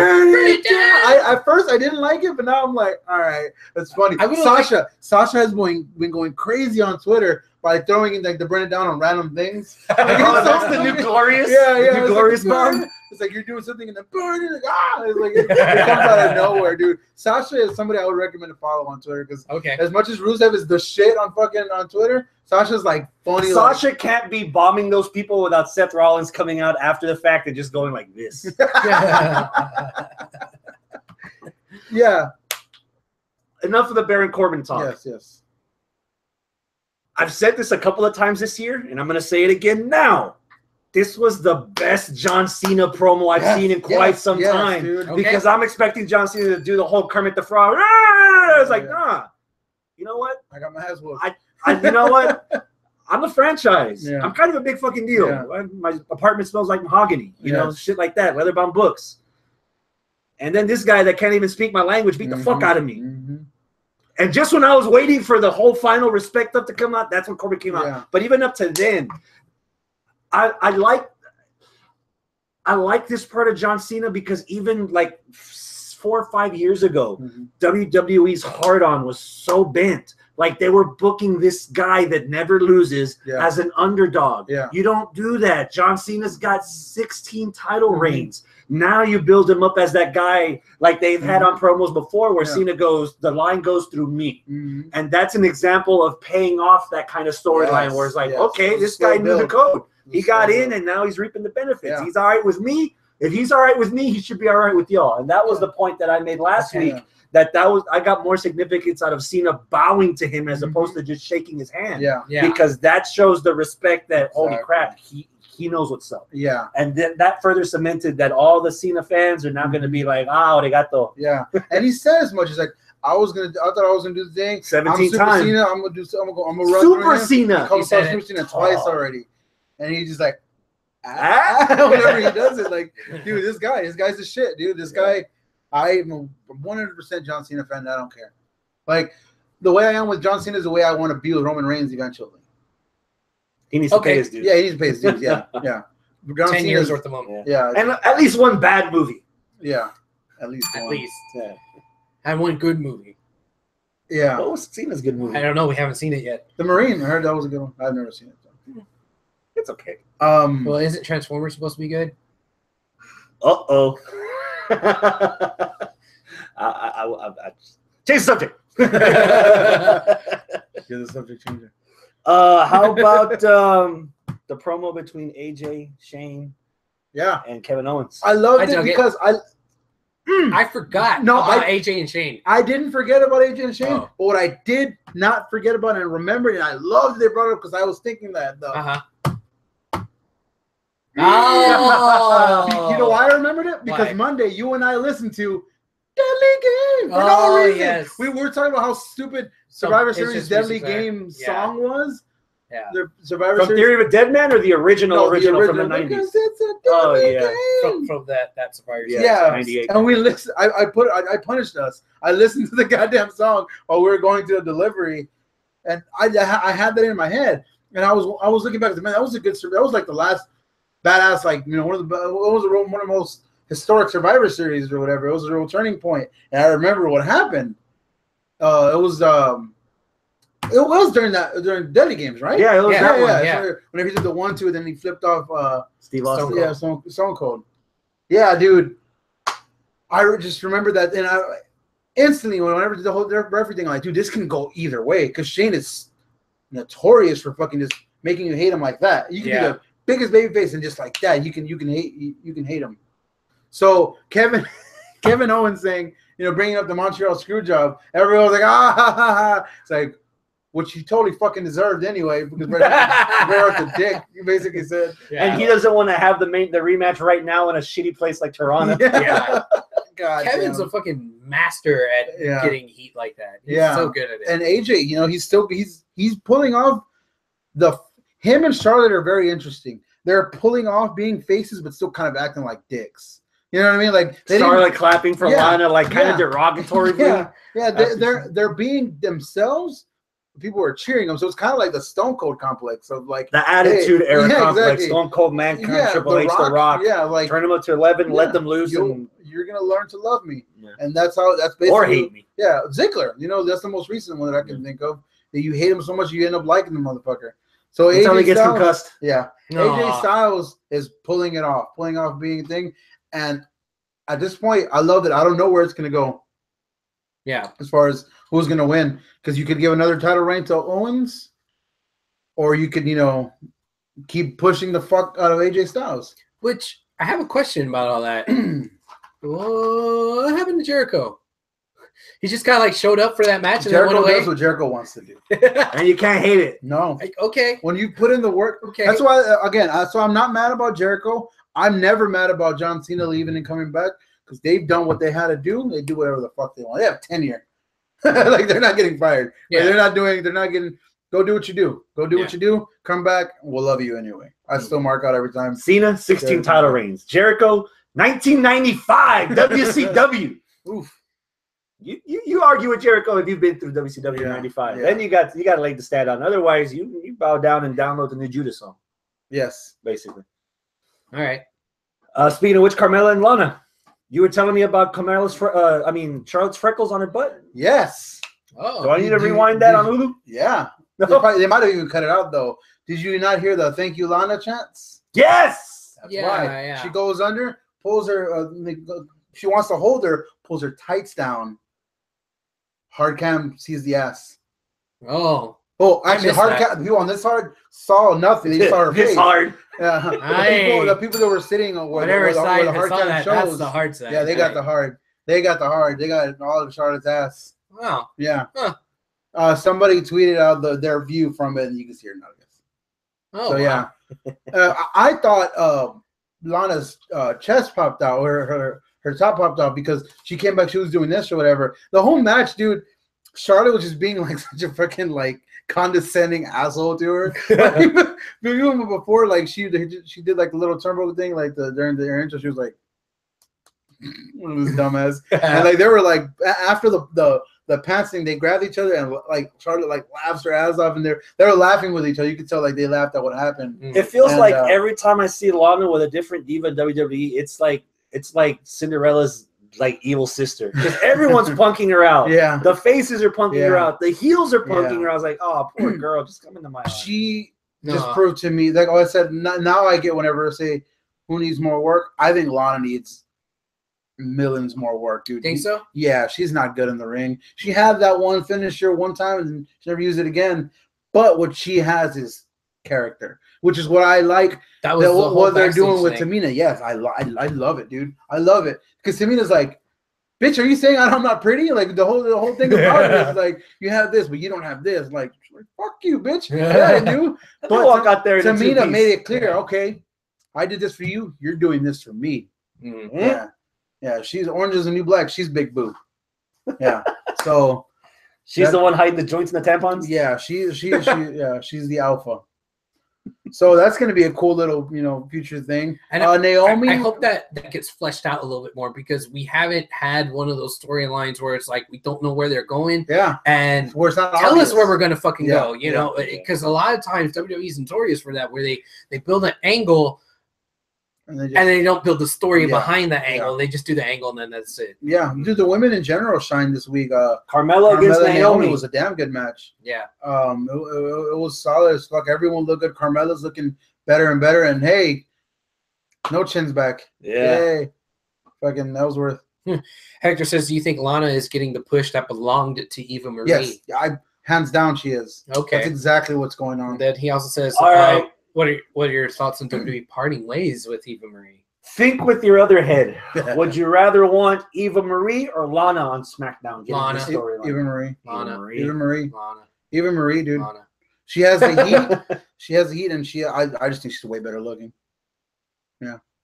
That's just me because I like him tall. Yeah. I don't know. That's just Lana. me. I like him.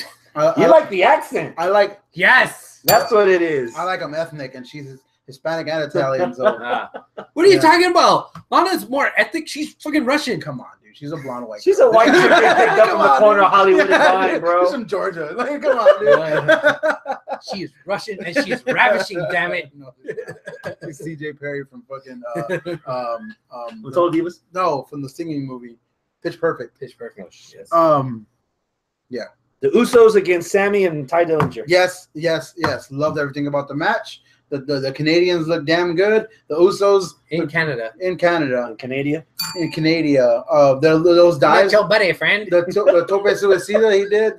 That Ty did, and then the fucking flip that Zayn did. Cool, man. I don't know what they're doing with Zayn and Dillinger. I don't even think they know what they're doing with Zayn and Dillinger, but I like it. Okay, I like it. And the New Day, they show the fucking dark side, and not just because they're black. Dude, don't be racist. Come on. But what? They I'm not the one in this room you gotta worry about with those jokes. Dude, Big E just comes back like, "What's up, bitch?" And then bam, fucking they come from behind him, dude. That was tight. I loved it. I love me some New Day. I loved it. I love it. They showed the non-silly New Day. They can get down. Yeah. And they've all been at a certain point heels. Because if you don't get to that point with the Usos where you storyline wise, it's not going to make sense. Where you're just being goofy, exactly, the whole time while the Usos are basically punking you out, being serious. Yeah, the Usos have besides matches, they've dominated the storyline. They've punked them on the rap battle. They punked them 2 weeks in a row as far as like one literally punking them, and then the next time doing their fucking whatever, and just they've been owning them up, which means New Day's gonna go fuck. It depends. We got one more. We got one more week. Speaking of tag teams, a tag team that just beyond the gold, Don't even need the gold. Don't even need SmackDown. Don't even need Raw. Don't even need Netflix. Pornhub? Yeah, that's where I'd take it. Oh. Fucking Fashion Peaks. Oh. That shit was gold. Yeah, man. That's fucking... That Awesome shit, coffee. Yeah. That shit was gold. Fucking Arn Anderson came Arn out. Anderson showing up. Oh, a Tully Blanchard fucking reference. Oh my Yes. God. That was so it good. was so good. The Ascension just looked better and better in promos. Like they're funny.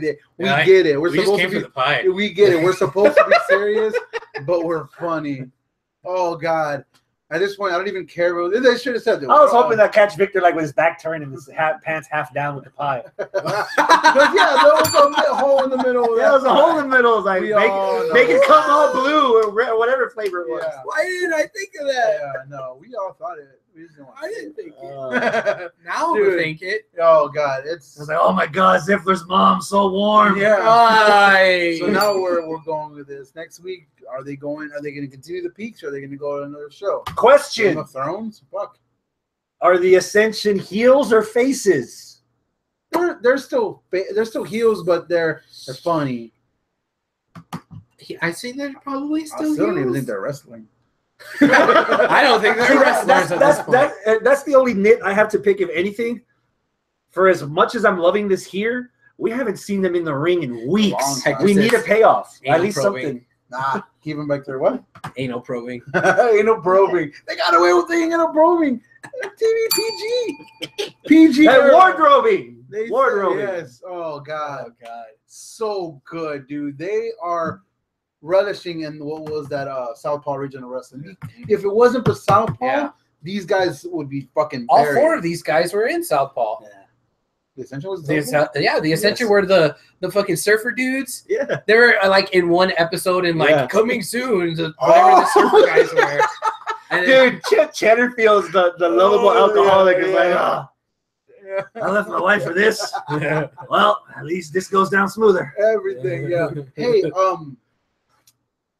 okay, I don't know if JBL let this slip or what, because they were talking about it. Yeah, they're letting there are a lot of things paying off and a lot of things going on and whatever. They're like certain little things are catching on and we're going with it. It's we're doing this. Yeah, that's why the Southpaw Regional Wrestling that we're doing a thing with that. Oh, he's mentioned that on commentary a couple of times. He said it before that. I think they're doing something with that. like there's gonna be another one. Either another one or Okay. like an actual fucking bullshit show or whatever. Because whatever it is, I want it. We're gonna get that before the goddamn UK fucking Oh. TV show. No, actually, if you want to talk about that real quick, if they decide to go all the way with it, With I UK? like what they're doing because With what? Dunn. Kevin Oh, No, he's fighting Pete Dunne. Pete Dunne. Pete Dunne. Defended the belt in Progress and defended the belt at another. He's indie gonna show. do it again before and he's going to SummerSlam do it again before SummerSlam. against Jack as Gallagher. long as they at least defend that belt at 2 or 3 pay-per-views a year. You don't have to do the big 4, Yeah. but just 2 or 3 pay-per-views a year so that the WWE audience remembers that they have this belt, Yeah. that it exists, Mhm. that it's in the universe, Yes. that it's not something from Fashion Files, that it's legitimate. Dude, have Pete Dunne go to PWG, have Pete Dunne go to Ring of Honor, have Mhm. Pete Dunne go to Yes. Noah or New Japan, or have someone go to Progress or in Australia. Get that bitch out there. Yeah. If they're not doing it here, at least get some mileage out of it. Fuck And You get I'm your indie digging the cred. You idea. get your indie cred right there. There you go. Bam. Yeah. Bam, Okay. bam, bam. But yeah, SmackDown. Brizango, I can't get enough of them. I cannot get enough of them. I want them everywhere. I want them every. You want them all in your face. Oh, right here. Yeah. Right here. Cochino. Jinder versus Orton in the main event. Dude, why? Why? Because Jinder's from Canada. Yeah, but I mean, And he was getting a dude, good pop. Huge He pop. did get a good pop. That was nice, but dude, man, like I literally you fell asleep. could have put Jinder with just anybody else. It didn't have to be Orton. Yeah. Just so that he could get another match behind him before going up the against match started. Nakamura. The match started. My sister-in-law's boyfriend, who casually watches wrestling with me. Oh, are they fighting for the belt or something? I don't know why they're fighting. It was a grudge It's match. a grudge match. okay. What? Their feud's over, but that's a grudge They're gonna match. fight again. Yeah. Like And then Randy Orton goes over. Who the fuck is the champion? And Jinder's the champion. It Why was are you kind gonna of like go the last clean? time. The last time that we had Zayn versus Owens, they're like they're never gonna fight again. God. Two months later, Two on months Raw. later, Coming up next. a rivalry renewed. Like the fuck? How did I not realize that? Are you going where I think where you? They just showed that Jinder Mahal cannot beat Randy Orton without the Singh brothers or any kind of shenanigans. I was gonna go there because to me, what this feels like is set up so that the match at SummerSlam will actually be a triple threat. All Orton has to do is say, "Hey, I finally beat this guy one-on-one when all his rest of his crew wasn't out there. I obviously can beat him, but you're giving the title to Nakamura? No, you should be giving it to me. I would I say just that beat him." Unless you were silly enough to change the channel after you saw the little corner credits. Oh, why is that? That super kick. He got that super kick. Super kick party. Who got super kicked? Randy Rusev. Orton. By Rusev kicked Orton. Like in the last split second. There's a SummerSlam that's- match right there. Okay. Yeah. So Randy Orton's going to go over on Rusev at SummerSlam. Which, okay, if that was the case, why have Randy win that match at all? Why? I was expecting Rusev to cost Orton that match. That would have made more sense. Have Rusev run on in there, beat him up. I don't know, but But the only thing I wasn't tired when that match started, but I fell asleep halfway through it. So that tells me all I need to know about that match. I woke up in time for the RKO out of nowhere, which was cool. Yeah. It It only took 4 matches. Yeah, I still mark out at RKO out of nowhere. I love them. Yeah. Oh, it was a nice RKO. Yeah, Until the great. announcers say, "Oh my God, it was out of nowhere." It's Yeah. like, I don't need your fucking validation. I I know knew it was out of nowhere. Plus, only Mike and Cole could say that. Yeah. Stupid commentators. Who needs Do your commentators? fucking I only need validation from my woman. Huh? No, but His yeah, woman? that was it. That was He needs it from his woman. Don't look at me like that. This ain't Maury. God This damn. ain't Angle and fucking Jordan here. Shit. no. That's basically it. I mean, that was ending a very good SmackDown and kind of like a decline for me. Yeah, because, I mean, all right, so Jinder has beaten Randy Orton 3 times in a row. And then, Thrice, one would say. yeah, thrice. And then the next big match that you see out of Jinder is against Orton again for no reason, and then Yeah. he loses. Yes. When you With already everything have, against Jinder was like if some was under a when you killing have, him. yeah, when you have a different number 1 contender already set up, like all of that is just fucking wonky. Like none of that fucking makes sense. You could have Jinder, and I know this is gonna sound weird to say, you're gonna have Jinder looking strong going into SummerSlam if this match didn't happen at all. Because you have Nakamura, who a lot of people are like, oh man, I love fucking Nakamura. Oh man, this is great. Like people are going to want to see this match not because of Jinder at all, not because of the feud, not because of who it is, just the fact that Nakamura is getting a shot at a major title. That's you're going to have people watching it, and Nakamura or Jinder's going to be an afterthought. If you have him going in there, look, I beat this guy 3 times in a row. I still have all the momentum. This don't look past me. Then okay, you got a little bit more of a story there, but now it's like there's no story. 2 weeks out, he lost to the guy that he beat 3 times in a row, but when he doesn't have his help, he loses. Like, oh come on, man, you shouldn't have put him in that situation in the first place. Yeah. It was a match that was unneeded. And you already at a match where the match has to be good. This match has to be good. Otherwise, Nakamura is going to have Ultimate Warrior syndrome. Yeah, You know? dude, Nakamura is a fucking Ferrari. I think have we already? Yeah, I that's said that. You said Yeah, that. that exact same Yeah. thing. He's a fucking Ferrari. But what's Jinder? Is Jinder like the souped up Mustang He's a that somebody camel. worked on? He's a camel. He's a camel. No. He's a Mustang that leaves cars and coffee. All you got to do is give it a little bit too much gas, and he ends up in the crowd. That's Jinder. He's a burnout Mustang. So what the fuck's gonna happen when they actually wrestle? And they need to have a really good match. I mean, Or they just need to have Nakamura just fucking squash him. just Kid No. Sasha. That's No. it. 1, 2, 3. That's That it. goes back to the Ultimate Warrior syndrome. Yeah. Ultimate Warrior syndrome. As soon as Ultimate Warrior's music hit, bum, bum, bum, bum, bum, the crowd went fucking ape shit and saw him ring to the ring. As soon as that bell started, Yeah. Oh my God, Nakamura! Oh, the song's over. Fuck. This match needs to be good. No. We can't have Jinder at this point be a punching bag. All you gotta do is again at SummerSlam. NXT. You can't have Ultimate Warrior NXT. beat Honky Tonk in 60 seconds. You can say, yeah, well, look what he did with Sami Zayn in their first match. Look what he did with Bobby Roode. Look what he did, with Samoa Joe. That was all I needed. Finn Balor. Look at all these clinics that he put on with world-class fucking athletes. But then you put them with, Ziggler, Baron Corbin. Okay. John Cena was the closest to that, and even then, he's a WWE.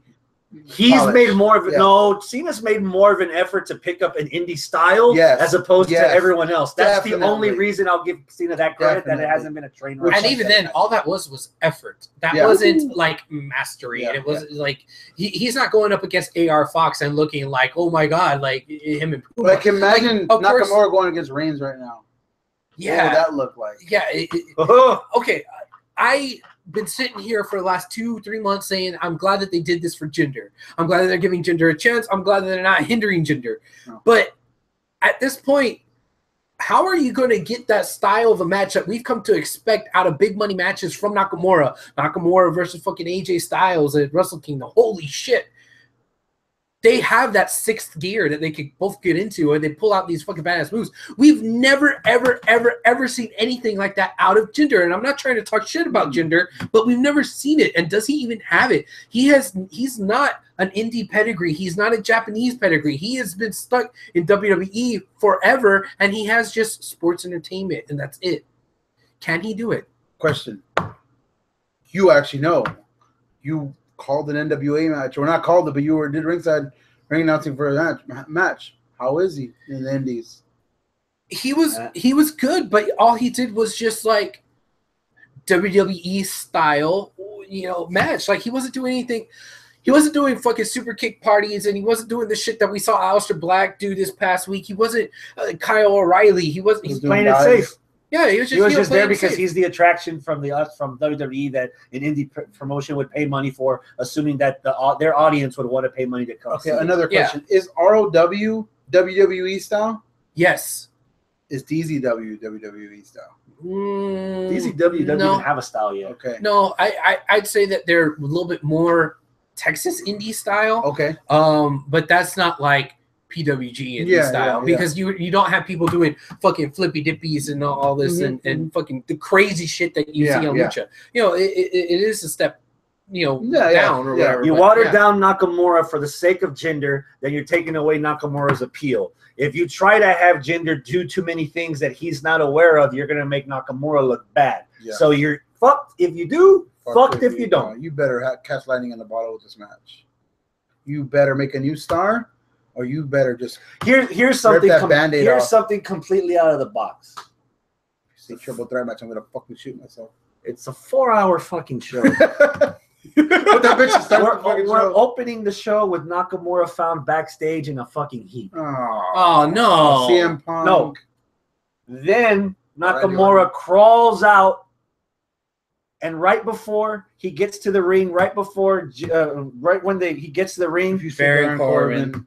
Out comes Baron Corbin, cashes that hoe in on Jinder. Fucking hate wrestling. On Jinder. He takes the belt from Jinder before Nakamura can even get in the ring. So don't even have Nakamura wrestle. Have him come out slowly limping, the crowd singing, yay, we got to see. Wait a minute, Baron Corbin's coming out from the crowd, he's beating up on Jinder before Nakamura even gets there? We save Nakamura's embarrassment. We have Jinder lose the title credibly without him having to actually put up a fight, and you keep it interesting. I'm glad that you bring up Baron Corbin, not because of this scenario, because you're fucking crazy. I'm glad that you bring him up because he is an example of what Shinsuke can do when it's not against all these other indie people, Japanese people that have that sixth gear. Baron Corbin is not that guy, and I think Baron and Jinder have more in common than Baron and Nakamura. So if you look at their pay-per-view match from, what was it, Battleground? Nobody cared. It was boring. It was like, all right, whatever. Rematch was better. The SmackDown rematch was better, but it was still wasn't. it wasn't a match of the week candidate. Hey, what would You you know? say Bobby Roode's style is? Because he put in a badass match with Bobby Roode. Bobby Roode has a safe wrestling style, but he knows how to take it there if he has to take it there. He doesn't do crazy flippy dippy stuff, but he can hang. If Nakamura is going to be giving out the offense, if Nakamura is giving out the offense, Bobby Roode knows how to take it. He knows how to make it look good. He knows how to counter, when to counter. I haven't seen that from Jinder. I'm not saying he doesn't know how. Exactly. I haven't seen it. So this time he's going to have to prove it. Jinder could mimic Bobby Roode versus Nakamura? I hope so. Because that's what we need. I'm sitting here in a very minority spot in the IWC where I'm sitting here rooting for Jinder Mahal's success. I want him to be good. Apparently everybody in Toronto wanted Jinder's success. I'm also sitting here also saying realistically, from history, what have we seen? So I'm trying to look at this both optimistically for his sake and also realistically to temper my own expectations. Where is he going to land on here? And man, I don't know. He's not a Kyle O'Reilly. He's not an AJ Styles. But man, if he could do it where it's better than the match that Nakamura had with Baron Corbin at the last pay-per-view, maybe that's the best we can hope for. So you're saying give me Bobby Roode style? Well, I don't like Bobby Roode. Well, yeah, but honestly, it's not a bad example. You asked. No. I don't think it's a bad example at all. I just think he doesn't like Bobby Roode. Okay. I think that's what we're kind of getting at. Okay, yeah. That's it for SmackDown. Such a good, promising start. Thanks, if you want to end the show on a high note, yes, please. We're coming towards the end. The G1 climax ends this weekend, so I'm going to give you the quick rundown. Friday, we have Tanahashi against Tetsuya Naito. They're both tied, 6 wins, 2 losses, which means they got 12 points each. The winner of that match goes on Sunday to fight for the contendership. That's on Friday night. Saturday night, we have Kazuchika Okada against Kenny Omega. Now, Okada is winning by 1 point. So Kenny has to beat him. Otherwise, if it goes to 30-minute draw, again, 30-minute draw, they each get a point, which means Okada moves on. So remember, kids, Wrestle Kingdom, Okada won. Omega couldn't beat him. And then G1 Dominion 60-minute time limit, and it was a draw. My match of the year pick, but it's not on our list because it wasn't. We could put this goddamn match on the list. I'm gonna bitch about it. It's still not my list. Because I haven't seen the Wrestle Kingdom one. That's why. This is an example of fucking awesome story in G1 or just because it's a tournament doesn't mean exactly. you don't have and it's told because of their matches. Yeah, that's it. So Kenny Omega's got with matches. He's got 30 minutes to start in 6th gear and hopefully finish that bitch before the time runs out. If anything, I'm watching the Saturday one. Yeah, I have to watch Omega versus Okada. I've seen both of them. I've seen both of the matches so far. I have to watch this match, which means if Omega wins, we can either, here's the options. We can have Tanahashi against Omega. We can have Tanahashi against Okada again. We can have Tetsuya Naito against Okada, or we can have Tetsuya Naito against Kenny Omega. The only nitpick for me, you make all this effort to bring back Kota Ibushi. I would have at least loved to see him in the mix of these final 4. Even if he loses in the final 4, at least he made it this far. Because coming into this tournament, he was getting a lot of love from the Japanese crowd, and I was hoping he's proven his mettle as a wrestler. You know, Cruiserweight Classic got him some notoriety, and now he's in a division as a heavyweight. You know, they're labeling Zack Sabre Jr. as a heavyweight. They're labeling this guy as a heavyweight. Yeah. I would have liked to have seen Ibushi in the final 4 at least, because the last 2 years, the most talk on New Japan, besides Nakamura and AJ, now that they're gone, has been these 4 guys.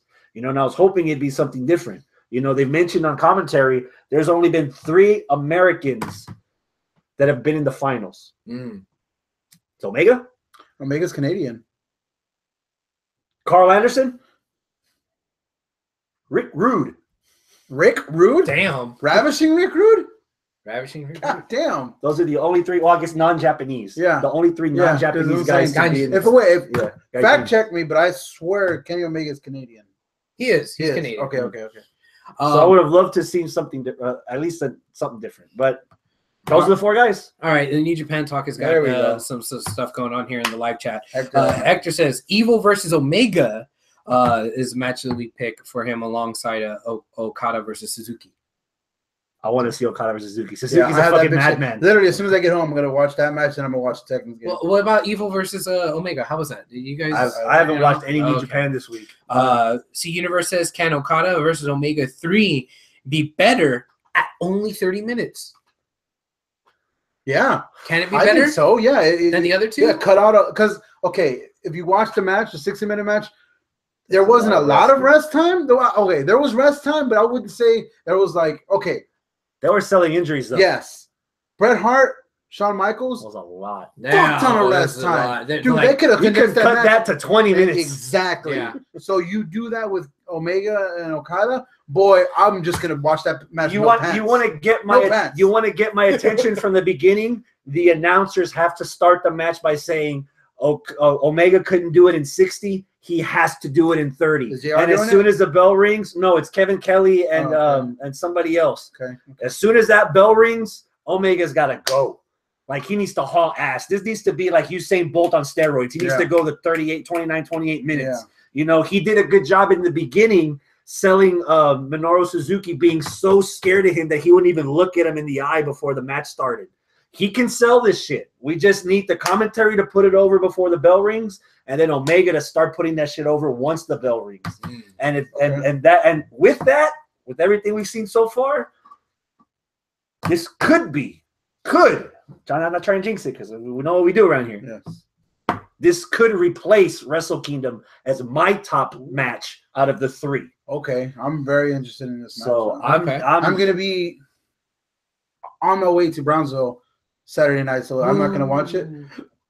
But I can, when I get to the hotel, if they already put that bitch online, I'll fucking watch it. Yeah. Hector also says, I think Ibushi will end up facing Omega for the U.S. title. That'd be nice. I would not be mad at that. I'm down with that. Yeah. Then he says, Evil got knocked out in the match with Omega. I guess, like, legit, got knocked out. Wouldn't shock me. Damn. Okay. You take one B trigger on the wrong side of the temple. Shit. You fucked. Hey, might be one of the dumbest questions I've asked, but I'm still kind of new to this. Mm-hmm. When they call a V trigger, when he does that in Japan, when I noticed I'm watching in Japan, do you know what they call it? No. Kinshasa. What? Yeah, I swear to God, I watched the match and I rewinded it 3 times. Like with Japanese commentators? Like every time he would do it, Kinshasa. So is the fucking Kinshasa a V trigger? Again, it might sound like a stupid ass question because they're in a sense kind of the same move, but not really. Because the Kinshasa, your knee's kind of like that. Nakamura had the move in Japan as Bomaye. Okay, that was the finisher. He changed it maybe to it was just Kinshasa called. What the fuck does Kinshasa mean? Maybe it means knee strike. The Kinshasa was the Bomaye got They renamed it when he went to XT, and they renamed it the Kinshasa. That way, Vince can have fucking rights to the name. Not just that. Bomaye means kill him. Oh, God damn. Okay, so if you're gonna have NXT fans, the little ones, Googling Bomaye, Nakamura's killing motherfuckers. Don't try this at home. I'm gonna, because Nakamura does. Okay, but I'm still going back to, if you translate Kinshasa in Japanese, what does that mean? Does that mean knee strike? Hector says you're wrong. Okay, I'm not saying I'm right or wrong. That they do call it the V trigger. Really? Yeah. I swear to God, Again, I could have just misheard. Yeah. I swear I rewinded it and it was Kinshasa. I'm like, that's kind of weird. Does that just mean that? I mean, but you were trying to pick out words from a foreign language that you don't know anything about. I barely know English. C Universe does bring this up, and I saw this online as well, and I was interested by it. Juice upset Omega. Oh yeah. Yeah, I watched the last 5 minutes of the match. Yeah. I was surprised by that they were giving Juice is loose. Yeah, they were giving something so big to Juice as a win over Omega. They gave it to him. Mm-hmm. I mean, I understand that this is a points tournament, so you could afford to lose a match here and there, and probably for the math to work out, you need to lose a match. Yeah. But damn, giving it to Juice, dude, okay. Watching a lot of these matches that he's been in New Japan, he's over as fuck with the women. With the women, dude, he's over. Fuck Japan, even here. Whenever that the G1 special. Yeah, he did. The girls loved him, dude, and he's good in the ring. Well, he's better now than he was in NXT. NXT. Yes. What was his name in NXT again? CJ Parker. CJ Parker, that's right. Yeah. So, I didn't like him all that much. When we first started watching NXT, is right that's when before he left, and we were like, man, this guy sucks. You know, like when he gives jobbers a bad name. Yeah, when he left, I was like, Yeah. You know, like I didn't care, but now he's like lighting the world on fire over there in Good. Japan. I mean, that's good. That's what happens. Yeah, That's what happens. Yeah, that's the same thing that happened to A-Train. Yeah, he fucking was the shit over in Japan Stardust? as Giant Bernard. Stardust. Yeah, Who gives a fuck about Stardust? Yeah. That was Cody. I have a Cody shirt. That's Yeah. what when I bought the Cody Rhodes shirt, I was like, I honestly, if you would have told me in 2010 that I'd buy a Cody Rhodes shirt, I'd laugh in your face. Yeah. But I didn't like Cody Rhodes. Yeah. I thought he was bland. you thought he was only smoking mirrors. Yes, exactly. I didn't think he was too dashing. Oh, I didn't think he was dashing at all. But man, yeah, I changed my mind completely. It's a wonder what just an outside perspective does whenever you just go somewhere else and be different and come back. Because I'm still hoping they come. Somebody like Cody Rhodes comes back. Especially because I want him to bring Brandy Rhodes back. No, I want him to come back. I don't know. And You stuff still like got that. JoJo. at this point, Bray's I got my fingers crossed that in Brooklyn we get Adam Cole, baby. Yeah, take over somehow. Some way it's gonna happen. I think it's gonna happen. Oh man, well, you already have Mike and Maria, have Adam Cole.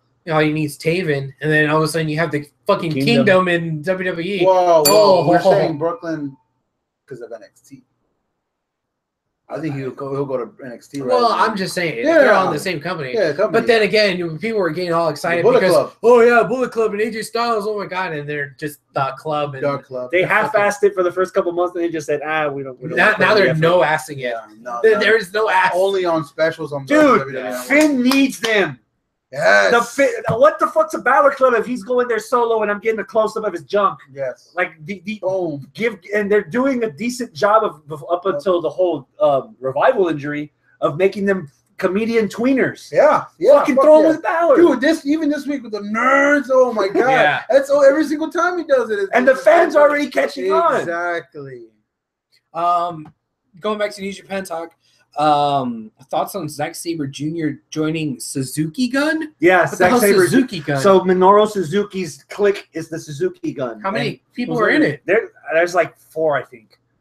Taka Michinoku is in it. Wait, hold on. Hold on. Did you just say Takamichi? He's still alive? Yeah, he's in there. Is Funaki in it? Whoa. Come on.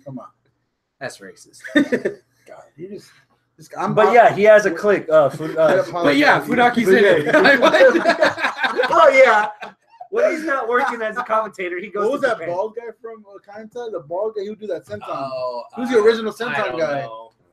Yeah. Somebody But yeah, Chinito from Vietnam. dude, there's a lot of cliques in this freaking New Japan. Zack Dude. Sabre Los Jr. Ingobernables, Chaos, you guys should look Bullet up Club, and then the other Bullet Club. WCPW. Right now they're having a world tournament or whatever. Mhm. All these fucking names that we're listing off, they're all wrestling for WCPW. Oh, cool. And they're like, dude, they're a YouTube fucking channel. You know what I mean? Like they're getting their name around there. But Zack Sabre Jr. is, I believe, fighting Rey Mysterio Jr. And the one or Ricochet, one of the two. I think it's Ricochet. I think it might be Ricochet. All right, I haven't heard at all about any of this. Chris, maybe you have. Oh shit! Thoughts on the Young Bucks trying to get CM Punk back into wrestling? Yes, You've heard about this. they put Okay. a Bullet Club Chicago Chicago shirt. version Bullet Club Yeah. with CM Punk Yeah. on it or That's- something. They That's tag just- him on yeah, it. that's just it. That's just, They're just that's trolling. the Young Bucks. The being Young Bucks Bucks. troll. There troll. has been a lot of talk, more than usual, of CM Punk, coming back, but he still needs to get his ass whooped one more time before he gets. He needs to get his ass whooped He in MMA. he needs to get some sense knocked back into him. Okay. So yeah, he's gonna lose one more time in MMA. I'm as cool. soon as- Shit. As soon as they make that Texas version of Bullet Club shirt, I'm going to Hot Topic and get Oh, two you of them. best believe. Buy one, You Bogo. best believe. Yeah, because dude, Stone Cold said as much about Punk. Meltzer and Punk, when we're talking, I fucking YouTube podcasts all the goddamn time, including ours. They were talking, and then Stone Cold's like, "Yeah, he should come back right now. Right now is like the most perfect time he can come back. He's 38. And I mean, the MMA things, you're 38, man. You know what I mean? Like, your time for WWE is now because you can be 30, 40, 45 into your mid-40s. AJ's 40. Yeah, you could be 40 and stuff and still look like $100 million. Yeah. If anybody's in the chat room right now, answer me this question while I give it to them. Punk comes back. Where do you put him? Raw, SmackDown, NXT. It has to be WWE. Raw. That's the main draw. That's the moneymaker. Have him be Brock. And then he can be the part-timer that only shows up once a fucking year. He hates traveling. He only shows up in Chicago. Whenever WWE is in Chicago. No, whenever Raw's in Chicago. Not SmackDown. Only Raw. Man, if Raw happens to be in Chicago. If the reasons why is it because he's burnt out? Boy, if you... I want to say NXT for that. I wouldn't put him on Raw because who's in the main event picture right now on the Raw? Reigns. Not just Samoa Roman Joe Reigns. and CM Punk. Samoa Joe I is just touched myself. That's a good Samoa Joe is the only fresh matchup. We've already gotten CM Punk against everyone in the Shield. We haven't got him against Braun. We haven't gotten him against Braun, but we've already gotten him against Roman, against Rollins, against Ambrose with the Shield. We've already got him against Brock. Sort of. Well, Joe would be fresh, and Braun. Well, Joe wouldn't even be that fresh to me because I've seen it. Depending on which bringing back face or heel, CM Punk versus Finn Balor. I'll give you all of my money. Yeah. So you wouldn't rather have him on SmackDown against AJ Nakamura Punk versus Bray? We had that already. When? Did we? Yeah, it was Punk and Bryan against the Wyatt family. Remember? Yeah, we had that already. Yeah. That's the whole source of the reboot. Yeah. Yeah. That's when all this shit started going downhill. Yeah. 2014 was a weird year. But you could CM Punk against AJ Styles, Nakamura, Rusev. Ooh. Dude, he could have some good technical matches with Sami Zayn, Ty Dillinger. I want to see him talking shit to Rusev and then Rusev trying to talk shit back. You know what? I changed my mind. I want to know SmackDown. I want CM Punk to call Rusev the Thing and give him the clobbering time. Oh, man. Or would you put him in NXT? Have Punk go to NXT. He always said that he wants to work with up-and-coming talent. That's what Hector says. Those words were about to come out of my mouth as you were reading them. Just go like this. I was like, literally, go have him be the fucking guy, and CM Punk mentor the fuck out of everybody. And he's the Paul Heyman for these next drop. Yes. You don't even have to wrestle that much, dude. Just go and fucking just bam, bam. Why didn't he just be the Jericho? Come back whenever he wants, lay down for everybody, get a win here and there. Has Punk earned it the way Jericho has earned it, the way The Rock has earned it? No, shut your whore mouth. No, what Punk has earned, CM Punk versus Aleister Black. Do that to me. Even though I've seen it, Punk against the Tommy. Yes. Oh, the winner gets to go to sleep on a pole match. It's a pillow. There's a pillow hanging over the ring. Oh, I lost my Sponsored by NyQuil. Okay, what will bring him back? You know what will bring him back. We've all heard the podcast. We've all seen the interviews. He wants to main event WrestleMania. That's not gonna happen. And no. That could happen. It could. I was going to say the one thing that would get him back on the road is knocking up his wife and having a kid. But apparently that's not working anymore either. Why? I thought they're separating. What? AJ What? No? Really? No, I haven't heard any of that. And I follow both of them religiously. Maybe they just don't want kids. Maybe. Well, hey, Punk ain't going. He ain't. Punk ain't having no kids. Punk ain't wrestling. You're right. He needs to get it. He needs to get his He needs to get his ass one more time. Or why the fuck can't he just go to New Japan? Yeah, if that's what they're doing, that's like you made. Remember what he said during the pipe bomb? WWE. Literally, his first words were, "If I just go to New Japan." Those are exact words. Why not? They'll fucking treat him pretty good over there. They'll treat him good, but he could be that anti-Bullet Club. Remember what his big thing? He could be the fucking DDP to Bullet Club's NWO. He could be the guy that's like trying to take them out one by one. Dude, Punk against Bad Luck Fale would be interesting as fuck. Punk versus Omega. Punk against Cody Hall would be interesting as fuck. Hey, so is Cody Hall a thing? Still? Yeah. I never knew if he got kickstarted. Like he's been in the club. Yeah. He's in the mixed tags. I just never know if he's gotten like to shine. Punk against Ibushi, Punk against Saber, Punk. Dude, Punk against Omega. These dudes that are commenting on our New Japan stuff. I posted something on our Facebook page.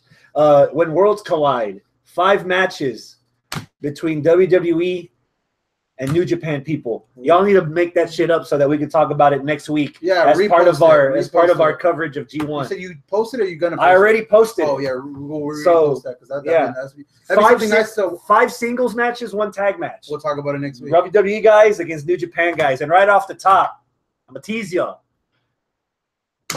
The Stone Pitbull, Tomohiro Ishii, the guy that could take getting run over by a tank. Yeah, I'm gonna give him a tank. Ishii against Brock Lesnar. Oh, I was gonna say Braun Strowman, but wow, wow. That's homework for y'all Japanese lovers. Y'all need to get on that. Next week, we're gonna try to. I know I'm watching. I'm gonna try to get them to watch it so we can do. Man, next week we're gonna need a bunch of this shit. Because we're going to be covering the G1 Climax, previewing Brooklyn, previewing SummerSlam Lord, and Jesus. NXT, and still trying to squeeze in the Lucha tournament. Oh, God. Yeah. Until next time, brother. All right. That's it, Yeah, I changed my vote. CM Punk to New Japan. That was the universe. CM Punk to GFW. Yeah. Robert Medley. CM Punk versus Patron versus Bobby Lashley. I saw Get that the hell out already. of here. No. Nah. Robert Medley says definitely make Punk the new Undertaker type part-timer. Then Only for WrestleMania main event.